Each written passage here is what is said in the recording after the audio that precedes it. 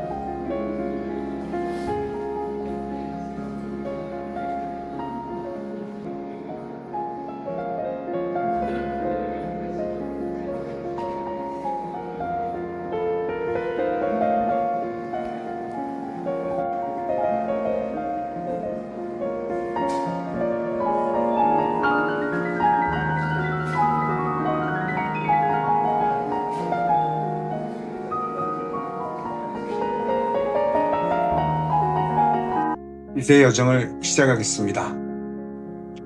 입구에 들어서면은 한 뼘도 안 되는 자그마한 그림이 우리를 맞이합니다. 언뜻 보기에 이 그림은 레이스 뜨는 여인을 특유의 부드러운 빛과 색감으로 정교하게 묘사한 10세기 네덜란드의 화가 요하네스 페르메이르의 작품입니다. 그러나 놀랍게도 이 작품을 그린 화가는 초현실주의의 선구자 살바도르 달리로 로버트 리먼이 직접 달리에게 의뢰한 것입니다. 기이한 꿈의 세계를 표현했던 달리의 작품 세계와는 전혀 다른 모습입니다.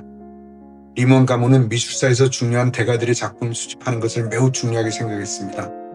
그러나 페르메이르는 그들이 수집하지 못한 화가 중 하나였습니다.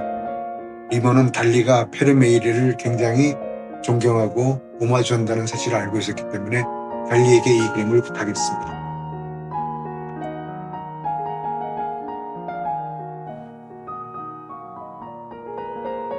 첫 번째 섹션, 더 인간다운 몸입니다. 이 작은 2점의 드로잉은 에드가 드가가 그린 팔을 들어올린 소년과 방어 자세를 취한 소년입니다. 이 두 점의 누드 드로잉은 에드가 드가가 운동하는 스파르타 아이들을 제작하여 하기 전에 습작으로 그린 것입니다.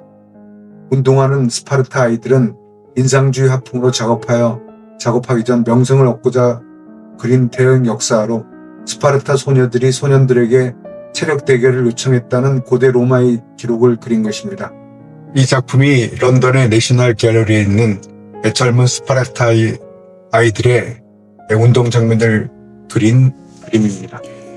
인물들의 다양한 자세는 드가의 누드 묘사 능력을 보여줍니다. 선을 정확하고 능숙하게 사용한 두 습작에서 소년들은 곧 다가올 경기를 위해 자세를 바로잡고 몸의 무게중심을 가늠하고 있습니다. 이 작은 스케치는 사실주의의 대가 규스타프 쿠르베의 팔을 들어올린 남자라는 스케치입니다. 시골 노동자들의 고된 삶을 사실적으로 담아낸 그림으로 유명한 쿠르베는 1840년에서 1850년대에 20여 점의 자상을 그립니다. 이 작품은 그중 가장 이른 시기의 것으로 여겨집니다. 이 작품이 쿠르베의 자화상인지는 확실하지 않지만 작품 속 남성의 체형과 풍성한 머리 모양은 쿠르베의 젊은 시절 모습을 닮았습니다. 팔과 상체의 근육을 강조한 자세와 손끝을 바라보는 긴장감이 느껴집니다.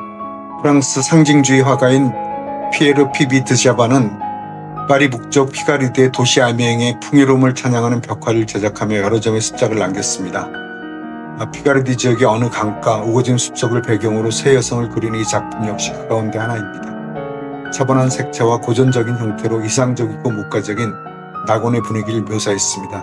정령의 모습으로 표현된 여성들은 피가르디 지역의 풍요로움을 상징합니다. 이 그림은 피에르 피비 드샤반의 대표작 벨룸이라는 대형 벽화인데요. 피카르디 박물관이 소장하고 있습니다. 다음 그림은 폴 고갱이 그린 로버트 리만 컬렉션의 대표작인 목욕하는 타히티 여인들입니다. 폴 고갱이 번잡한 도시 파리를 떠나 낭만적인 남태평양의 신비로운 섬 타히티에 2년 동안 머물던 시기에 그린 것입니다. 목욕하는 여인들을 엿보는 듯한 구도로 가운데 여성은 등을 돌리고 서서 목덜미에 머리카락을 쓸어내리고 있으며 발치에는 허리에 두르는 천인 타레오가 떨어져 있습니다. 깊이감 없이 평면적으로 칠한 여인들의 이국적인 갈색 피부가 짙은 푸른색의 강가 풍경과 대조를 이룹니다. 이 작품은 목욕하는 사람들을 주제로 한 폴 세잔의 작품 중 초기작입니다. 이상적인 풍경을 배경으로 6여인의 누드를 그렸습니다.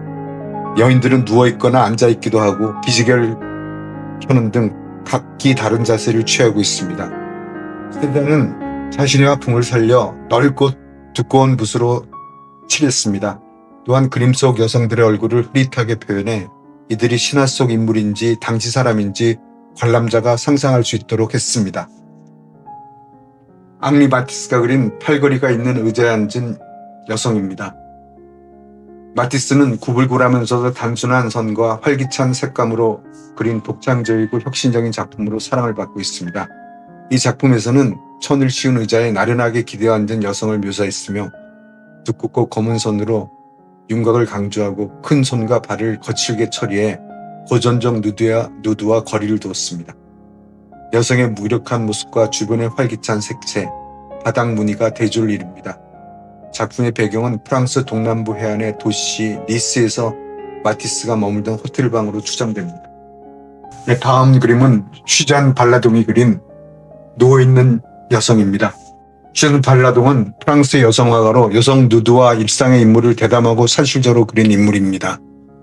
원래 르누아르와 드가 등의 모델로 활동하다가 화가로 전향하였습니다. 복학 화가로 강한 윤곽선과 선명한 색채가 특징이며 이상화된 미가 아닌 현실적이고 힘있는 여성의 몸을 표현했습니다. 사생아인 아들 미트롤로 또한 화가입니다. 사진을 보는 관람자의 시선을 느끼는 듯 그림 속 여인은 강렬한 푸른색 눈으로 관람자를 똑바로 바라보고 있습니다. 그녀는 자신의 몸과 쿠션을 다 놓기에는 작아 보이는 화려한 무늬의 소파에 누워 자세를 취했습니다. 어두운 손으로 몸의 윤곽선을 그리고 소파 무늬와 비슷한 색으로 피부와 머리카락을 칠했으며 강렬한 손으로 얼굴의 이목구비를 강조했습니다. 솔직하면서도 섬세한 표현은 슈잔 발라동 자신의 모델 경험에서 비롯된 것으로 보입니다. 조르주 쇠라의 모델들을 위한 습작 스케치입니다. 쇠라는 세밀한 점으로 색감을 표현한 점묘법 회화로 유명하지만 질감이 있는 종이의 부드러운 검은색 콩테 크레용으로 그린 매혹적인 드로잉으로도 잘 알려져 있습니다. 이 작품은 두 손을 맞잡은 여성이 어색한 자세로 작업실 벽에 기대어 선 모습을 그렸는데 여성의 몸을 정교하게 그리지 않고 빛과 그림자의 경계를 흐릿하게 처리해 신비롭게 빛나는 듯한 형상으로 표현했습니다. 이 그림은 폴 시냐크가 그린 앉아있는 여성이라는 스케치입니다. 이 작품은 시냐크의 그림 가운데 매우 보기 드문 누드 드로잉인데요. 가벼운 연필선 위에 굵은 선으로 덧칠한 여성의 모습에서 가장 눈에 띄는 부분은 위로 틀어올린 머리로 어두운 색으로 칠해 강조했습니다. 여성의 자세나 몸의 윤곽을 표현한 방식에서 마티스 누드와의 영향이 엿보입니다. 이 그림은 슈잔 발라동이 종이에 검은 크레용으로 그린 작은 소품인데요. 한 젊은 여성이 침대 발치에 앉아 시선을 아래로 향한 채 수건으로 몸을 닦고 있습니다. 어두운 부분은 빠른 선으로 칠했고 강한 윤곽선으로 그림자 부분을 강조했습니다. 이 드로잉을 그릴 무렵부터 그녀는 절친한 친구 에드가 드가의 권유로 헤어와 애칭 기법을 배웠습니다. 이 그림 또한 슈잔 발라동의 작은 스케치인데요. 이 시기 여성 화가들은 목욕이라는 주제로 누드를 그릴 기회를 얻을 수 있었습니다. 이 작품은 한 여성이 목욕 준비를 하고 그 옆에 사춘기 소녀가 서 있는 일상의 모습을 담았습니다. 소녀는 옷을 벗은 채 기다리고 있고 나이든 여성은 몸을 수그린 채 목욕을 준비하고 있습니다. 소녀의 발치에 놓인 천, 의자 위로 푸른 줄무늬 드레스, 가림막에 걸어둔 흰 가운 등은 분필로 밝게 칠했습니다. 다음 그림은 옷자락을 든 여성 습작인데요. 오기스트 로댕의 스케치입니다. 로댕의 드로잉은 대부분 조각을 위한 밑그림이었습니다. 로댕은 스케치북에 입고 있는 옷을 들어올린 여성의 모습을 그렸습니다. 힘있는 연필선으로 여성의 형태를 간략하게 그리고 선을 번지게 몸의 명암을 표현했습니다. 선을 겹쳐서 그린 팔과 얼굴에서는 운동감이 느껴집니다. 조각과 그림 모두 형태를 정교하게 묘사하기보다는 거칠고 역동적으로 표현한 점에서 동시대 인상주의 화가들과의 연관성을 볼 수 있습니다. 청동 조각가로 잘 알려진 아리스티드 마열의 스케치입니다. 마열은 다양한 재료로 여성의 신체를 표현했습니다. 르네상스 시대에 즐겨 사용하던 붉은 분필에서 영감을 받아 붉은 크레용을 사용했습니다. 몸의 명암은 부드럽게 표현하고 상체는 정교하게, 머리와 손발은 간략하게 그렸습니다. 안정적인 균형감과 유려하게 흐르는 곡선 실루엣이 시대를 초월한 여인의 강인한 분위기를 작품 속에 불어넣고 있습니다. 앙리 마티스가 그린 거울에 비친 모습 스케치입니다. 목탄을 사용해 전신 거울에 기댄 여성의 누드에 나타나는 빛과 그림자의 효과를 탐구한 작품입니다. 이 작품에서 검은 선, 여러 색조의 회색을 번지게 한 그림자, 빛을 강조한 흰색 등으로 인체의 견고함을 효과적으로 표현했습니다. 단단해 보이는 여성의 몸이 그림의 전면을 채우고 있으며 거울에 비친 모습은 빛의 대비 효과를 만들어내고 있습니다. 두 번째 섹션, 지금의 우리 초상과 개성 코너입니다. 이 스케치는 부유한 환경에서 자라나 동료 인상파 화가들의 후원자 역할을 했던 인상파 화가 장 프레데리크 바지우의 스케치입니다. 정장용 모자를 쓰고 말끔하게 차려입은 남성이 자신감 있는 자세로 붓을 들고 이질 앞에 섰습니다. 이 남성은 근대 화가 에두아르 마네로 추정됩니다.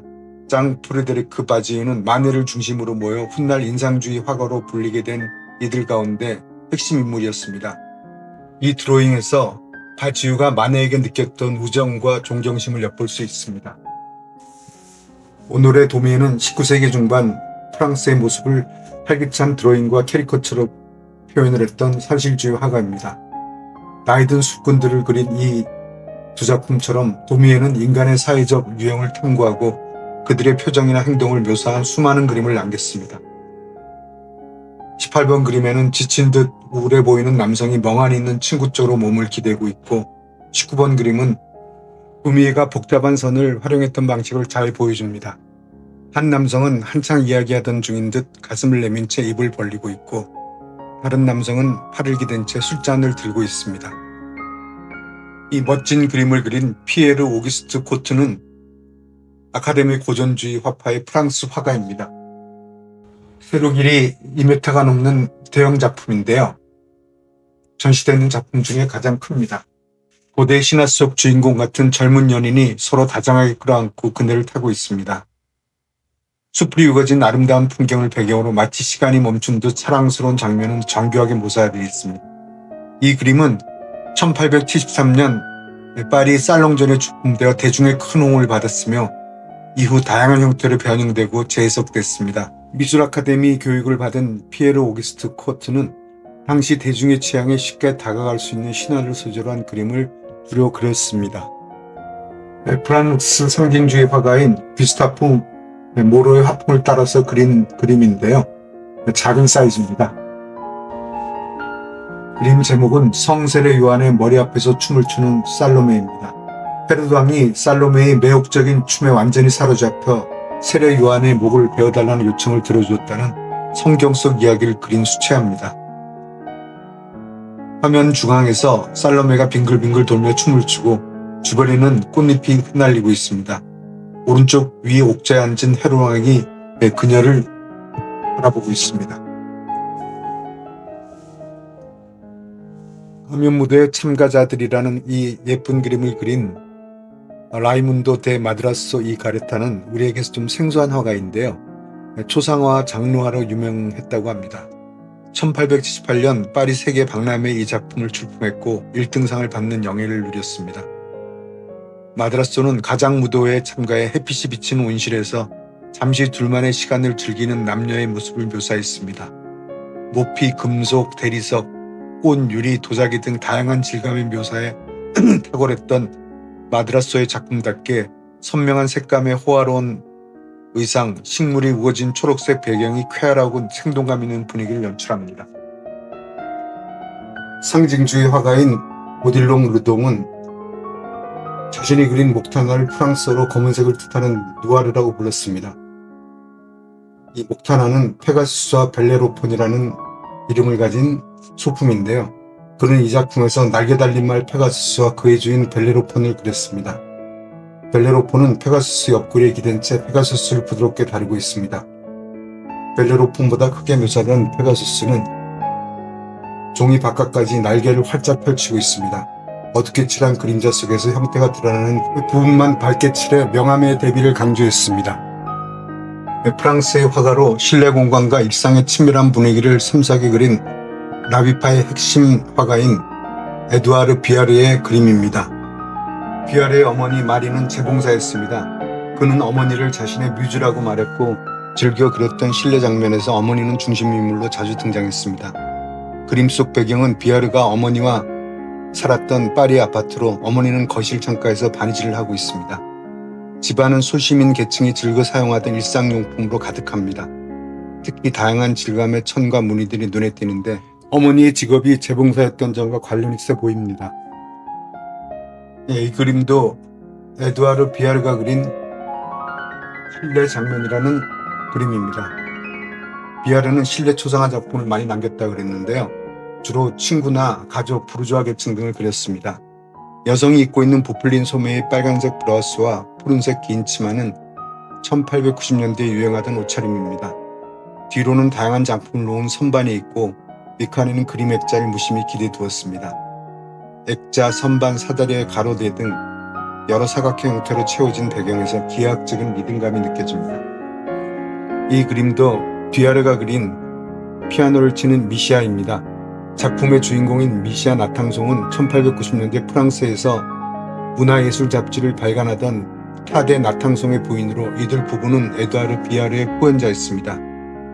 뛰어난 피아노 연주식을 갖고 있는 미시아는 무대의 배우 같은 강한 존재감으로 비아르를 비롯한 여러 예술가를 사로잡았습니다. 이 작품에서 그녀는 자신의 집에서 피아노를 연주하고 있습니다. 어둡고 칠해 차분한 분위기를 자아내는 아랫부분과 복잡한 무늬의 벽지로 채워진 윗부분이 서로 대조를 이룹니다. 이 그림 또한 에두아르 비아르 작품인데요. 이번 전시에 비아르 작품이 6점이나 왔네요. 와로키와 함께 있는 자화상이란 그림입니다. 비아르가 21살 때 그린 자화상으로 신비로운 분위기를 풍깁니다. 점잖게 차려입은 비아르는 자신의 직업을 상징하는 파레트와 붓을 들고 그림 한가운데 서 있습니다. 날카로운 눈빛으로 관람자를 바라보는 얼굴은 빛을 받는 부분과 그늘진 부분으로 나뉘어 명암의 대조를 이룹니다. 흐릿하게 묘사한 뒤쪽 인물은 비아르의 친구 와루키입니다. 또 역시 비아르의 그림 점심 식사입니다. 식탁에 앉은 어머니를 가로로 긴 화면에 비스듬한 구도로 그렸습니다. 내려다 보이는 식탁에는 하얀 식탁보가 덮여 있고 점심 식사를 위해 반짝이는 유리잔, 적포도병, 다양한 무늬의 접시, 꽃장식과 책 한 권이 준비되어 있습니다. 비아르의 어머니도 그림의 구성 요소 가운데 하나로 어우러지게 표현했습니다. 실제 가정의 분위기가 느껴지는 초록색과 노란색 계열의 배경이 현실감을 더합니다. 다음 이 작은 스케치는 비아르의 마지막 작품입니다. 화가의 어머니라는 제목인데요. 항상 스케치북을 들고 다녔던 비아르는 연필로 빠르게 스케치하는 크로키 작품을 수천 점 남겼습니다. 순간의 인상을 포착해 재빨리 그리는 연습은 그에게 한눈에 가장 많은 시각 정보를 인식하는 훈련이었습니다. 이 작품에서 비아르는 어머니가 파리의 아파트 거실에 앉아있는 모습을 그렸습니다. 빠른 스케치로 단순하게 그린 듯하지만 어머니의 베일과 드레스, 꽃병에 꽂힌 꽃, 벽에 걸린 그림 등 실내 가구와 장식을 세밀하게 묘사했습니다. 섹션 2 지금의 우리 초상과 개성의 소주제 19세기 프랑스의 여성입니다. 다음 작품은 르누아르의 분홍색과 검은색 모자를 쓴 소녀입니다. 리만 컬렉션의 대표 작품 중 하나인데요. 인상주의를 대표하는 화가 어거스트 르누아르는 감각적인 색채와 부드러운 화풍으로 널리 알려져 있습니다. 1890년대에 대중의 인기를 얻으면서 르누아르는 세련된 모자를 쓴 젊고 아름다운 여성을 많이 그렸습니다. 아름다운 소녀를 그린 이 작품에서 르누아르는 다채롭고 풍부한 색감을 마음껏 사용했고 각각의 색은 세밀하게 다양한 색조로 그려졌습니다. 소녀의 여벌과 모자의 부드러운 곡선이 자연스럽게 어우러지며 우아한 분위기를 연출했습니다. 아돌프 멘젤의 스케치 젊은 여성 습작입니다. 아돌프 멘젤은 독일을 대표하는 사실주의 화가이자 뛰어난 드로잉의 대가입니다. 당시로는 드물게 근대 산업사회의 공장, 노동자 등을 회화의 소재로 삼아서 유명해졌습니다. 세 차례에 걸친 파리 여행에서 큰 영감을 받은 멘젤은 당대 도시의 일상을 다루는 주제에 집중하기 시작했습니다. 드로잉은 그의 작업에서 항상 중요한 역할을 했습니다. 이 작품에서 멘젤은 여성의 얼굴 특징과 표정을 자세히 관찰하여 왼쪽 눈을 확대한 모습, 밝은 빛을 받은 옆얼굴, 그늘질 얼굴을 각각 묘사했습니다. 이 작은 스케치 작품은 프랑스의 여성 화가인 마리 로랑생의 작품입니다. 마리 로랑생은 20세기 초반 파리에서 화가, 판화가, 시인, 무대 디자이너 그리고 모델이자 예술가들의 뮤즈로 활약했습니다. 로랑생은 서로 마주보고 대화를 나누는 두 여성을 그렸습니다. 짙은 눈매와 가볍게 스케치하듯 그린 포등은 로랑생 특유의 인물 표현이 드러나는 부분입니다. 왼쪽 여성은 노란색과 검은색, 오른쪽 여성은 초록색과 갈색으로 칠한다는 메모는 이 그림이 파스텔화나 다른 작품을 위한 밑그림이었음을 알려줍니다. 이 초록색 코트를 입은 소녀를 위한 습작 스케치는 유복한 부르주아 가문 출신인 여성 화가인 베르트 모리조의 작품입니다. 그녀는 사회적 통념에 도전하며 화가의 길을 걷겠습니다. 모리조는 주로 가정에서 이루어지는 여성의 일상을 많이 그렸는데 화가이자 소비자로서 또 근대성을 상징하는 요소로서 패션의 섬세한 감각을 보이기도 했습니다. 이 작품은 선명한 초록색 코트를 입은 여성 초상화를 준비하며 그린 습작입니다. 이러한 습작을 기초로 하여 그린 초록색 코트를 입은 젊은 여인 원작입니다. 다음 그림은 로버트 리먼 컬렉션에서 가장 중요한 작품이고 우리에게 익숙한 그림입니다. 피아노 옆에 두 소녀입니다. 이 그림은 르누아르 후기 인상주의 대표작으로 부르주아 가정의 평온한 실내 풍경을 따뜻하고 부드럽게 담아낸 작품입니다. 피아노를 연주하는 소녀와 그 곁에서 악보를 보는 소녀, 그리고 음악을 매개로 한 조화로운 교양 가정적 안정을 상징합니다. 명확한 윤곽보다 부드러운 색의 흐름과 살결 같은 붓질이 강조되는 르누아르의 특징이 잘 나타나 있습니다. 피아노를 치는 이 두 소녀 그림은 전체 6점이 있는데요. 한 점은 스케치고 5점이 유화 작품입니다. 그중 2점은 개인이 소장을 하고 있고요. 나머지 3점은 지금 이 작품과 오르세 미술관, 오랑주리 미술관에 각각 한 점씩 소장하고 있습니다. 특히 오랑주리 미술관 소장부는 지금 현재 예술의 전당 한가람 미술관에서 개최하고 있는 오랑주리 오르세 특별전에 와 있어서 3점의 작품 중 2점이 한국에 와 있습니다.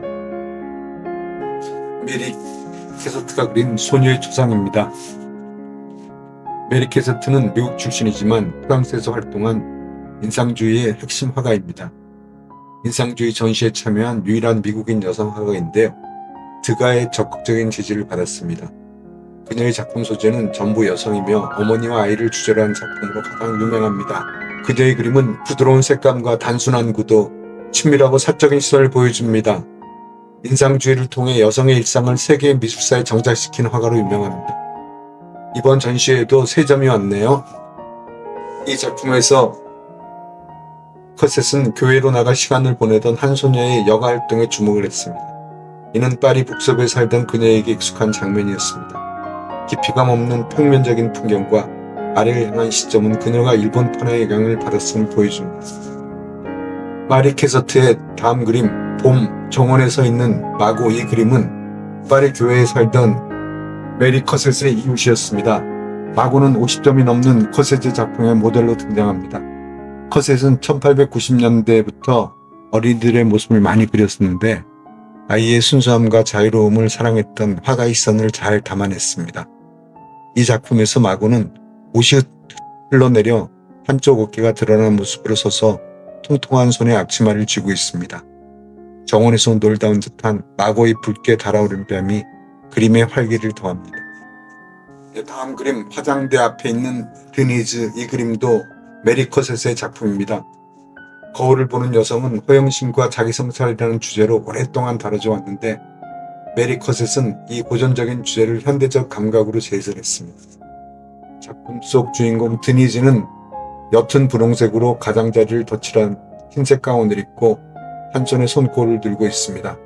당시 유행하던 올림머리를 했는데 뒤쪽 화장대 거울에 머리 뒷모습이 비춰지고 있습니다. 이 그림은 알베르 마리케가 그린 식민지에 파견된 연대 부사관이란 그림입니다. 마리케는 앙리 마티스, 앙드레 드랭, 모리스 드 플라멩크 등과 함께 야수파의 시작을 알린 화가입니다.